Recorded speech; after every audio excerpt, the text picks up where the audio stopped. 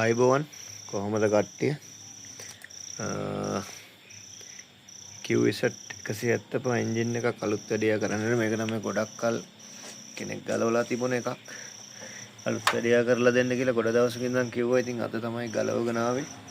මේකේ මේ පොඩි දෙයක් තියෙනවා වෙන්නන්නද ගලවන්න ලෑස්ති මේ ගැලෙන්නේ නැතම මේ මෙන්න මේ ප්ලයි වීල් එක ගලවනකොට ටූල් එකකින් ගලවන්න ඕනේ. මේක ගොඩක් මේ මිටි පාරවල් ගහලා වගේ තියෙනවා මේක සාමාන්‍ය මේ වගේ ටූල් එකකින් ගලවන්න අවශ්‍ය වෙන්නේ මේ තියෙන්නේ. නැත්තම් ප්ලයි වීල් එක ඩැමේජ් එකක් වෙන්න පුළුවන්. මේක ඇතුලේ තියෙනවා මැග්නට් එක ඇතුලේ මැග්නට් එක ඩැමේජ් වෙන්න පුළුවන්. මේක බකල් වෙන්නත් පුළුවන්. ඉතින් නැවත සවි කරනකොට මොකද මේ ලෙඩේ බලන්න නැතුව මේක හරියට බලන්න නැතුව දැම්මොත් මේ ස්ටාර්ටර් මෝටර් එකේ සම්බන්ධතාවයේ ප්‍රශ්නයක් එනවා.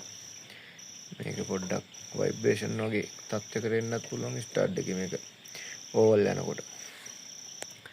මේක ක්‍රෑන්ක් ඔයිල් සීල් ගිහිල්ලා තියෙනවා කලින් මේකට අපි ක්‍රෑන්ක් එකක් එහෙම දාලා අලුත් වැඩියාවක් කරන්න යන්නේ. මේ තියෙන්නේ හෙඩ් එක 170 QZ මේක. ගලවලා ගොඩක් දවස් තිබිලා ඒකයි මේ දූවිලි වතුර ගිහිල්ලා තියෙන්නේ. මේක ගලවන්න යන්නේ. ඉතින් මාස්සයි අලුත් වැඩියාවක් කරනවා. මේ වගේ එන්ජින් තිබ්බත් කියන්න හදලා දෙන්නම් අපි. ජය වේවා. channel එක subscribe කරන්න, share කරන්න, like කරන්න, videos ටිකක් ගේන්නම්. එහෙනම් ජය වේවා.